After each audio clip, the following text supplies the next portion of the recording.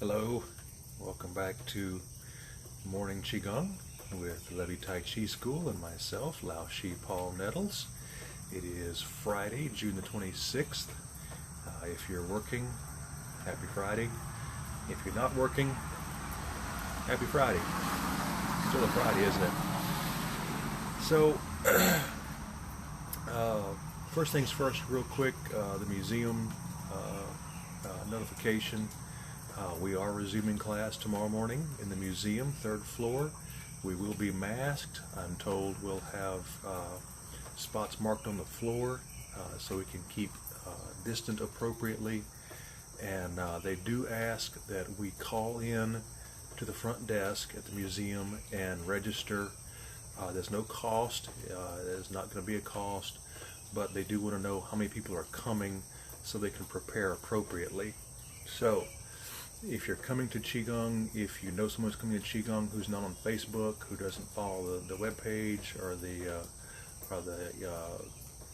YouTube channel, please let them know, if you would, that we do need to call in to the museum before tomorrow morning. Let them know we're coming so they can register us and keep us safe and accounted for in the museum gallery.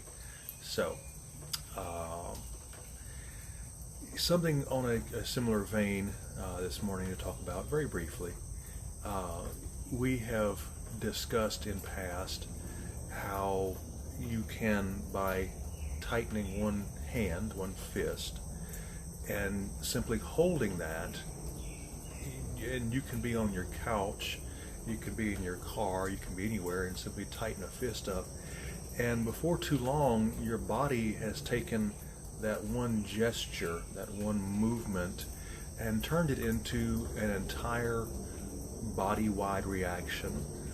You can find your heart rate raising, your adrenaline pumping up, your shoulders rising to protect the neck, your head dropping down, your other hand clenching up, your biceps clenched up. All of a sudden you're ready for a fight, and there's no fight. You simply made a fist and started squeezing. It is very intriguing to me as a psychology student and as a human operating one of these meat machines, that we can manipulate our brain so easily, or perhaps that our brain can be fooled so easily into behaviors simply by very, very simple outside stimulus that have no connection to real life sometimes. Simply by making a fist, you can make yourself aggressive, make yourself ready for a fight, full of adrenaline and full of short breath and angry thoughts. And I was talking to Cindy Blair. You may have heard me mention her before, one of my Tai Chi students, and I am, as always, immensely proud of the work she has done with the museum and with pivoting to a remote presence for the museum. We were discussing last night the disconnect we all feel as people who are not accustomed to seeing our faces and hearing our voices recorded and broadcast, and the adjustment we have to make to become accustomed to that, to become comfortable with that, with hearing ourselves, with seeing ourselves, seeing our gestures reflected back to us, and all the self-judgments we tend to make when we see ourselves first outside for a long time. The thing was, though, Cindy had done several very good mindfulness exercise videos, little short things, just a few minutes long each, and I'm told there's another one coming up for cloud spotting, so watch the museum page for that for sure. But they did one with the Sinla Sunset Club and had a mindfulness moment with the sunset, and then we did the Inso in the air. She did the Inso drawing or painting for the museum, but she used a very different voice. I'm sorry, mosquitoes are getting on me this morning quite a bit.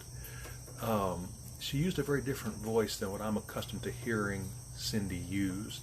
Cindy, if you've met her, you know, is an extremely outgoing, gregarious, very, very positive, full-on energy. She's very warm and very outgoing and very, very chipper. And so to hear her using, I laughingly called it her Hearts of Space voice, but to hear her using a very calm, quiet, soothing, professional voice on these videos was really quite a cognitive shift for me. And I picked on her gently about it, and then obviously I praised her because it's a very cool thing to hear and very different. But it intrigued me that she said, as we were discussing this, the mere fact of her changing her voice, of speaking a little lower in register, a little lower in tone, and certainly calmer than her normal speaking voice, calmed her, made her heart rate slow, made her breathing slow a little bit. Cindy is very good at being mindful, and it's a trait and a skill I hope we all strive for and hope to attain. But it really intrigued me that something as simple as lowering your voice, being quieter and speaking a little lower in tone and register, would also have the same effect on your nervous system. And I'm sure there's studies out there, and I'm sure there's sound psychological reasons for that. It just really intrigued me that can happen. So imagine the effects that lowering your voice will have on you, speaking softly and speaking low, and then compare what we're doing here every single day. Think of the results you're going to be reaping. Think of the results you are reaping from this. It is something to hold in mind. And also the lesson is there's so many different routes. There's so many things you can do, simple things you can do throughout your entire day that won't take half an hour, that won't require you to wear workout clothing, that won't require you to, in my case, get sweaty because you're outside, that won't require you to have a gym or a large space to work out in. The INSO is a perfect example. The INSO can be done standing still, takes about a minute, if not less.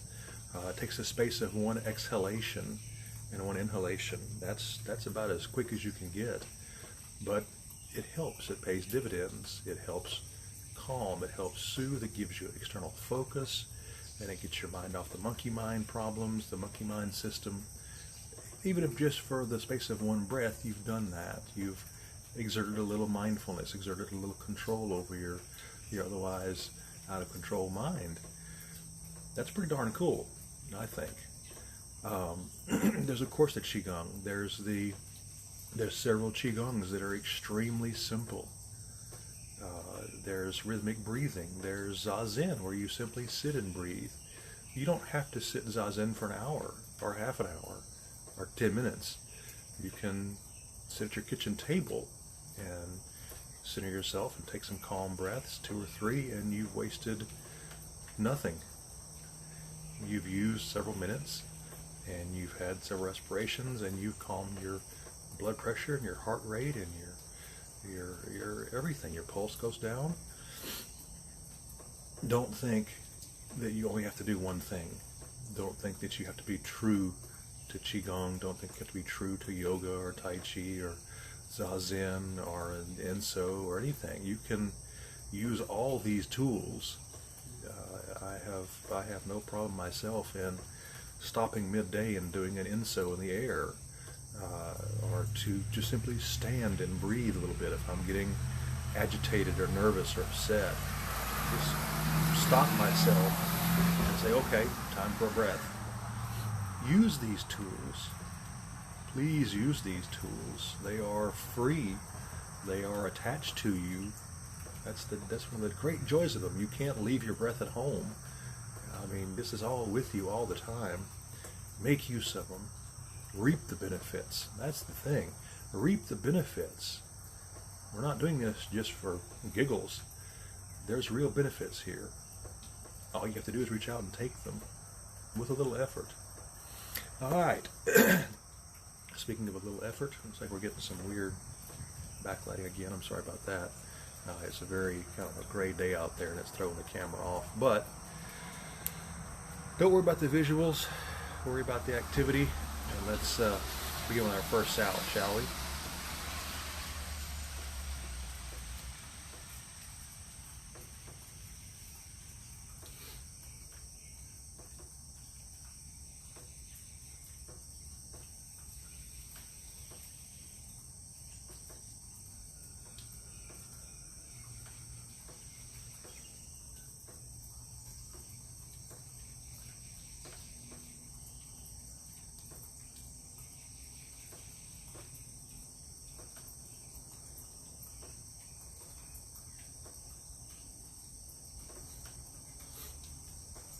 Lifting the heavens.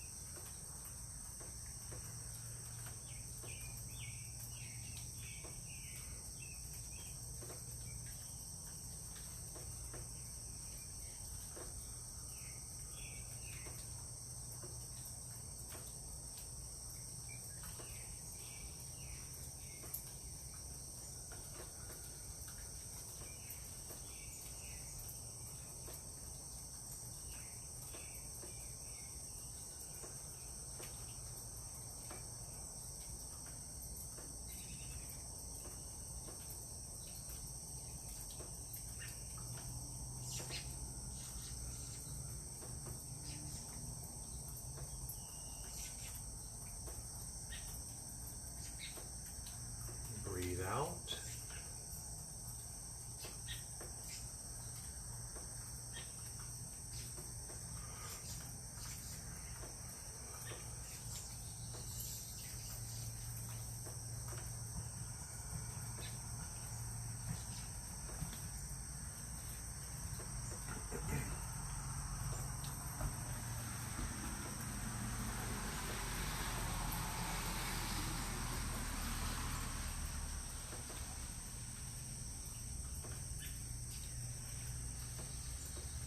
Okay, this backwards.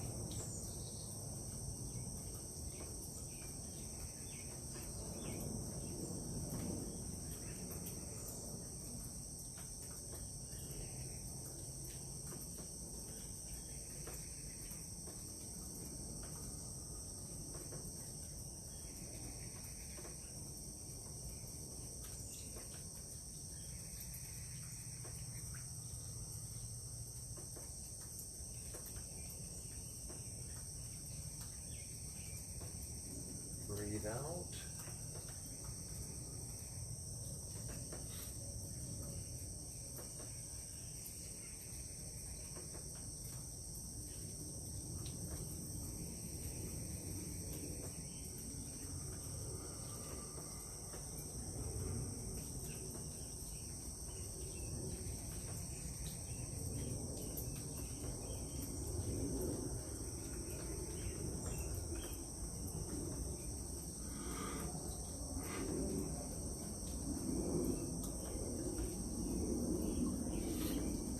Draw bow, shoot tiger.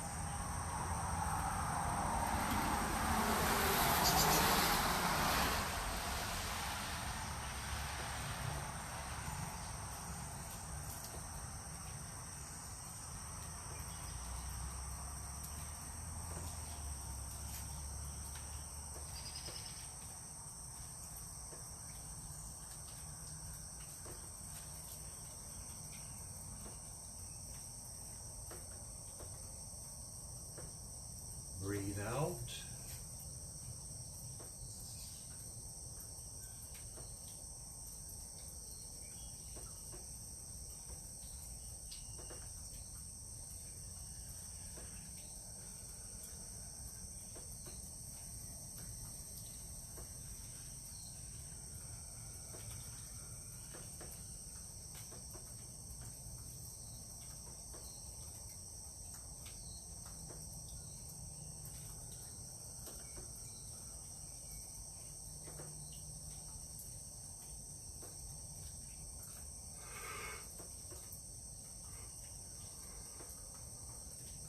Stars fall to earth.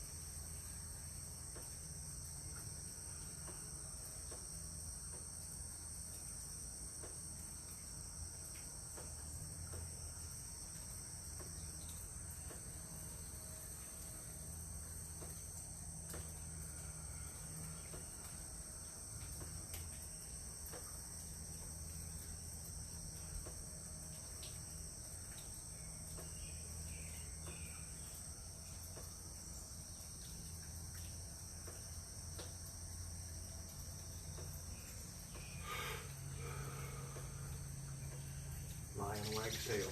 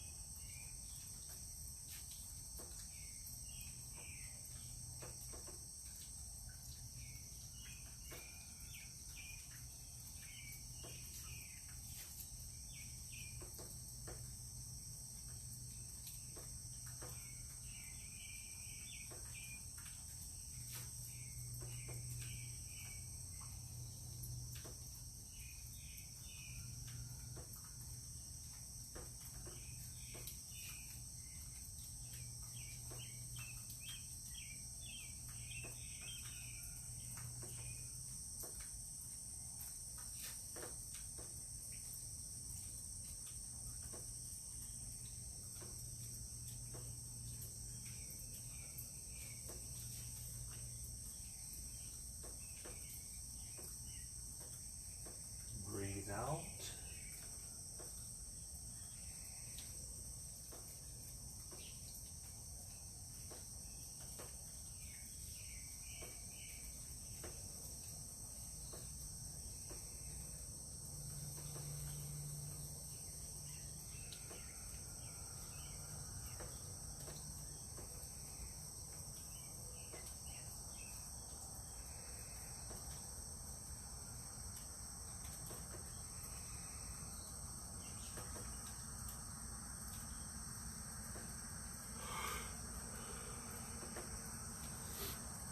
Mary, heavens and earth.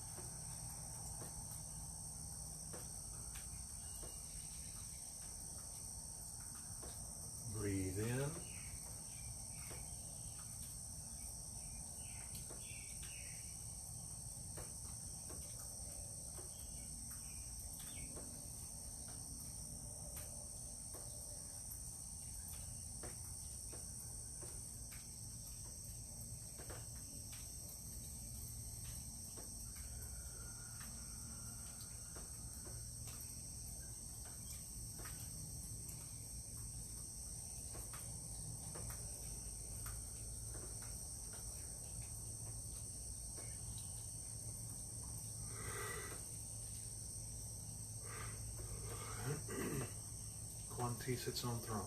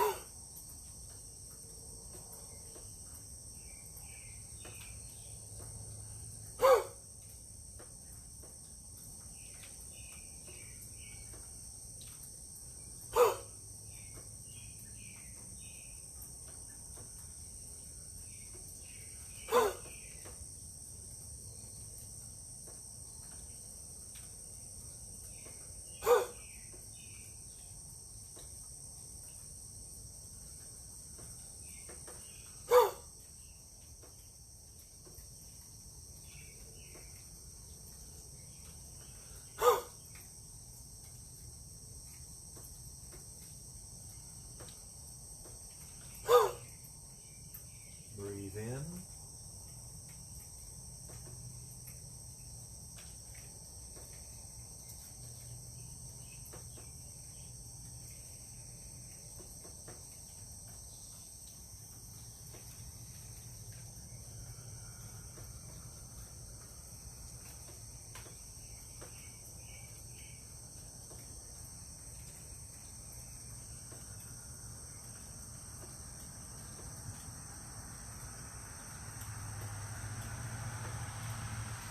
And stamp the earth.